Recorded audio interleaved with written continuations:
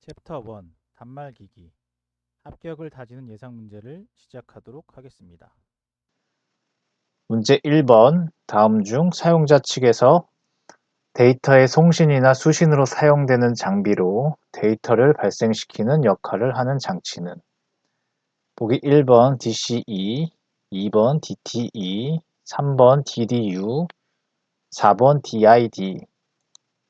문제에 앞서서 정보통신 시스템에 대해서 살펴보면 정보통신 시스템이란 데이터 통신을 위하여 정보를 처리하고 통신 회선 채널을 통해 송수신하는 시스템이다. 정보통신 시스템의 구성은 크게 데이터 전송계와 데이터 처리계로 나뉘는데, 데이터 전송계는 정보 데이터를 담당하는데 문제에서 DTE와 DCE가 보였으므로 데이터 전송계에 해당하는 장비를 찾는 문제가 되겠습니다. DTE는 데이터 터미널 이퀴먼트 약자로 사용자 측에서 데이터의 송신이나 수신으로 사용되는 장비로 데이터를 발생시키는 역할을 하고요. 컴퓨터 입출력, 단말 장치 등을 의미합니다. DCE는 데이터 커뮤니케이션 이퀴먼트로 정보를 전달하기 위하여 전송 신호의 동기 제어, 송수신을 확인하고 전송 절차 제어, 전송 정보를 전기 신호로 변환하는 역할을 수행하는 장치입니다.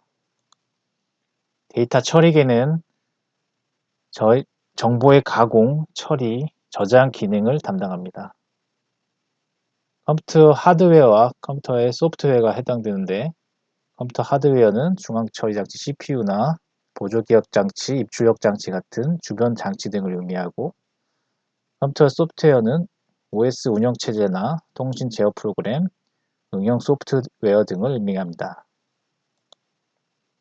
문제에서 데이터를 발생시키는 역할을 하는 장치를 찾으라고 했으므로 정답은 2번 DTE가 되겠습니다. 정보 단말 장치 중 단순 버퍼의 기능으로 입출력 기능만 수행하는 기능을 가진 장치는 1번 더미 터미널, 2번 업다운 터미널, 3번 인텔리전트 터미널, 4번 리모트 배치 터미널. 정보 단말기 터미널은 디지털 데이터를 입력, 출력하는 데 사용되는 장비이며 컴퓨터의 키보드, 마우스 등 입력 장치와 모니터와 프린터 등 출력 장비를 의미합니다. 정보 단말 장치의 종류로는 4가지 종류가 있는데요. 더미 터미널, 스마트 터미널, 인텔리전트 터미널, 리모트 배치 터미널이 있습니다. 더미 터미널은 단순 버퍼의 기능으로 입출력 기능만 수행하는 장치이고요. 스마트 터미널은 더미 터미널의 기능인 입출력 기능과 데이터 처리 기능을 수행하는 기능을 추가한 정보 단말 장치입니다. 인텔리전트 터미널은 더미 터미널의 기능과 스마트 터미널의 기능뿐만 아니라 데이터 처리 기능, 입출력 기능, 계산 및 프로그램 개발 기능 등의 기능이 추가된 장치입니다. 리모트 배치 터미널은 원격지에서 데이터를 일괄 처리하는 데 수행하는 장비입니다. 정보 단말기의 기능은 입출력 기능과 전송 제어 기능이 있는데, 입출력 기능은 사람이 식별 가능한 데이터를 통신 장비가 처리 가능한 이진 신호로 변환하거나 그 역을 행하는 기능을 수행합니다. 전송 제어 기능은 입출력 제어 기능, 에러 제어 기능, 송수신 제어 기능 등을 통해 전송 제어를 수행합니다. 정보 단말기의 구성은 입출력 장치와 전송 제어 장치로 구성되는데, 입출력 장치는 입력 장치부와 출력 장비로 구성되고요. 전송 제어 장치는 입출력 제어부, 회선 제어부, 회선 접속부로 구성됩니다. 입출력 제어부는 입출력 장치를 제어와 상태를 감시하며, 회선 제어부는 데이터 직별력 변환 및 에러 제어 등의 제어 역할을 수행합니다. 회선 접속부는 단말기와 데이터 전송 회선을 물리적으로 연결하는 기능을 수행합니다. 따라서 문제에서 입출력 기능만 수행하는 기능을 가진 장치를 찾으라 했기 때문에 정답은 1번 더미 터미널이 되겠습니다.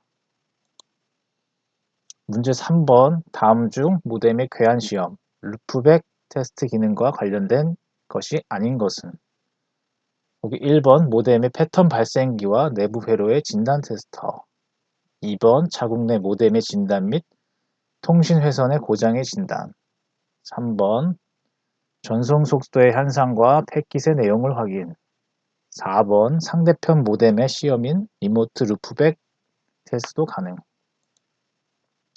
우선 루프백 테스트를 살펴보면 루프백 테스트는 통신 장비에서 신호를 보내서 그 신호가 일정 구간의 회선을 거친 뒤 다시 원점으로 되돌아오도록 하는 시험입니다. 해당되는 통신 장비가 정상적으로 작동하는지를 확인하거나 네트워크상에서 동작하지 않는 노드를 파악하는 방법으로 사용합니다. 모뎀의 괴한 시험 기능은 모뎀의 패턴 발생기와 내부 회로의 진단 테스터의 역할을 수행합니다.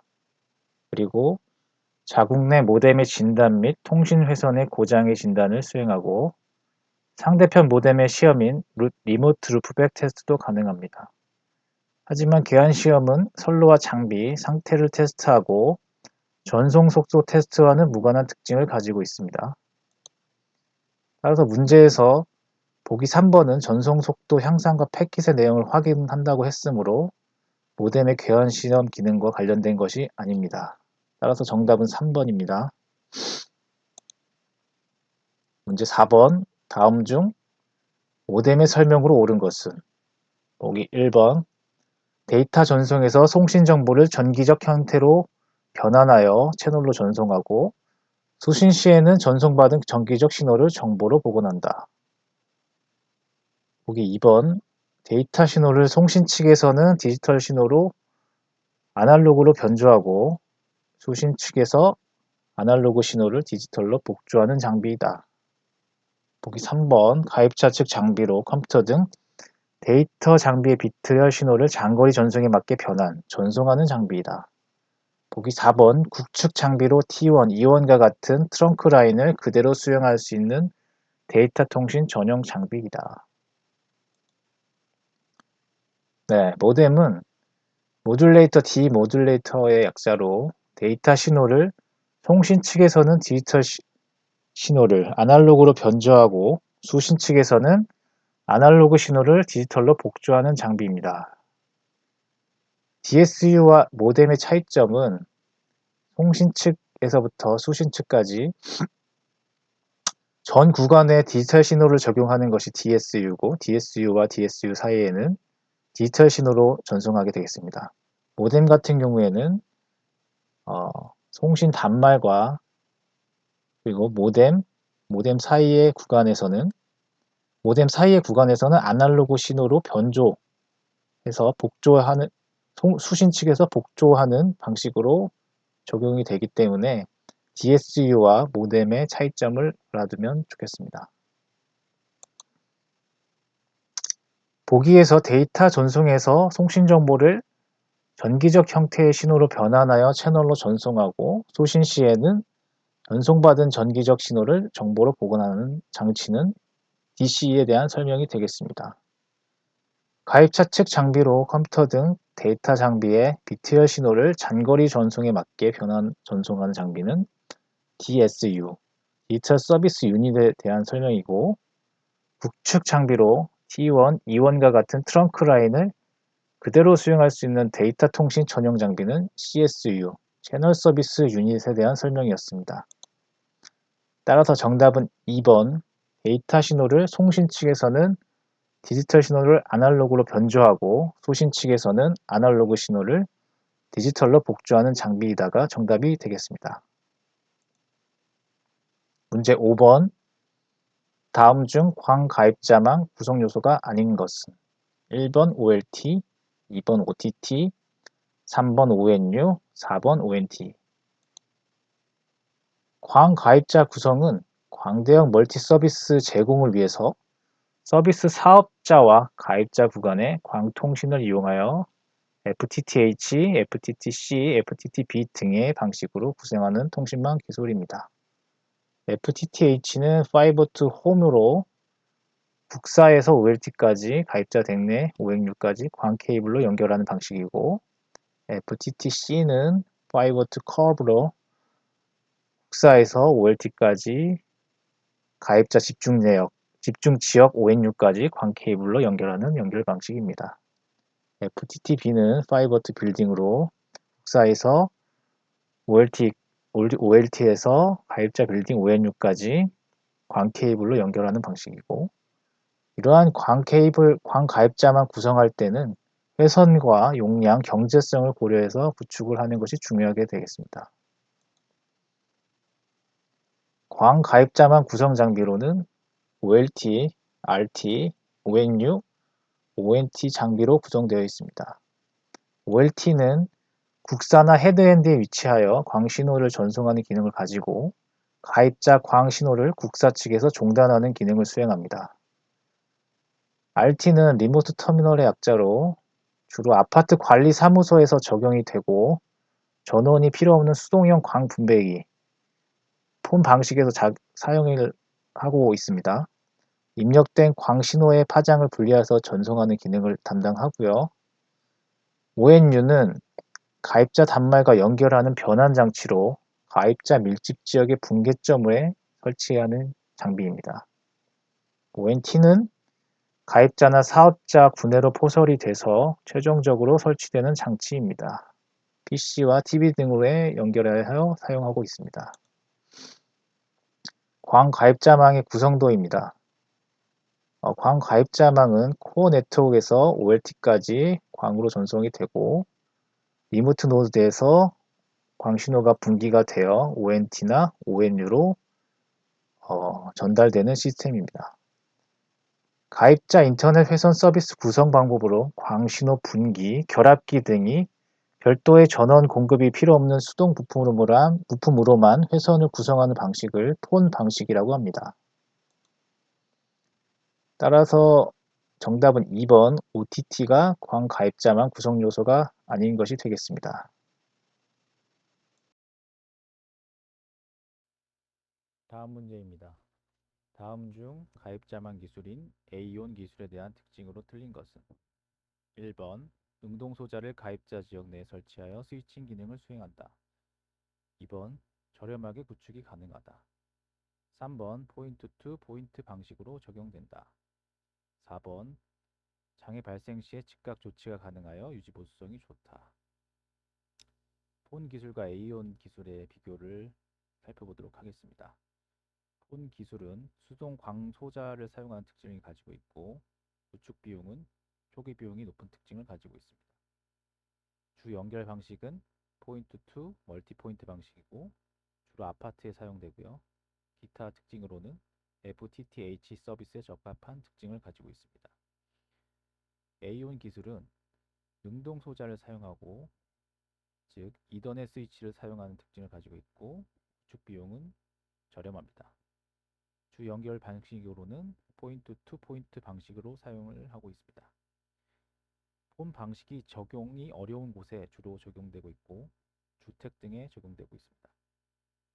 기타 특징으로는 장애 발생 시 즉각 조치가 어려운 특징을 가지고 있습니다.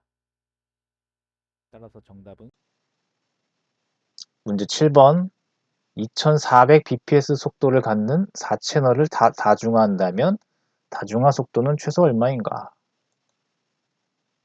우선 다중화기의 개념을 살펴보면, 다중화기는 하나의 통신 회선을 효율적으로 사용하기 위해서 여러 입력 신호를 결합, 멀티플래싱하고 분리하여 출력할 수 있는 장비이다. 여러 개의 저속 회선을 다중화기를 통해서 주파수, 시간 등으로 일정한 간격으로 나눠서 하나의 회선을 통해서 전송한 후에 역다중화를 통해 원신호를 복원하여 수신 단말로 전송하는 원리이다. 다중화 속도는 다주의 데이터를 중복시키기 때문에, 또한 하나의 속도로 신호를 전달하기 때문에 4개 채널을 다중화하게 되면 문제에서 주어진 2400bps에다가 4채널을 곱한 값인 9600bps가 다중화 속도가 되도록 되겠습니다. 따라서 정답은 4번 9600bps가 정답입니다. 문제 8번 다중화 방식의 TDM 방식에서 서브 채널 간의 상호 간섭을 방지하기 위한 완충 역할을 하는 것은 1번 가드 타임, 2번 버퍼, 3번 채널, 4번 터미널. 우선 다중화의 종류에는 두 가지 종류가 있는데요. 주파수 분할 다중화가 하와 시분할 분할 다중화가 대표적으로 있는데 주파수 분할 다중화는 통신 회선의 주파수를 여러 개로 분할해서 여러 대의 단말기에 동시에 적용할 수 있는 방식이 되겠습니다. 주로 1200bps 이하의 비동기식에서 사용이 되고 구조가 간단하고 비용이 저렴한 특징을 가지고 있고 멀티포인트 구성에 적합한 특징을 가지고 있습니다. 시분할 다중화 같은 경우에는 통신 회선의 시간을 여러 개로 분할해서 여러 대의 단말기가 동시에 사용할 수 있는 방식으로 비트 삽입식과 문자 삽입식의 두 가지 방식이 있습니다.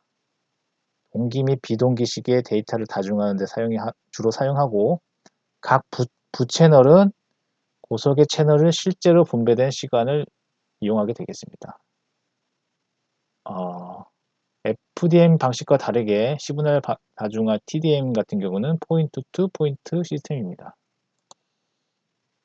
문제에서 TDM 방식에서 서브 채널 간 상호 간섭을 방지하기 위한 완충 역할하는 것을 고르라고 했기 때문에 TDM 방식 같은 경우는 시간을 이용하기 때문에 가드 타임을 각 채널 사이에 두어서 상호 간섭을 방지하는 방식을 적용하게 되겠습니다.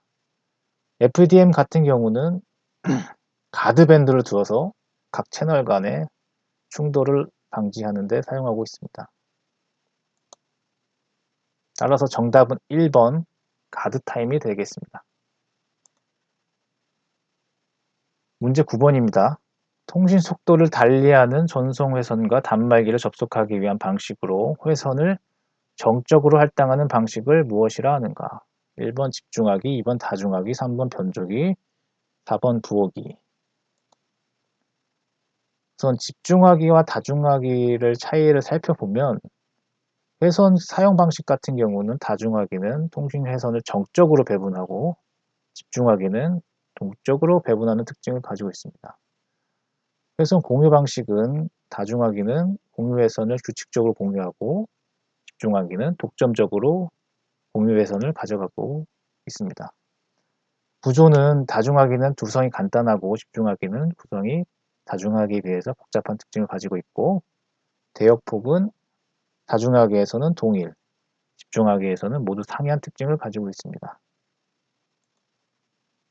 따라서 문제에서 정적으로 할당하는 방식을 물어봤기 때문에 정답은 2번이 되겠습니다.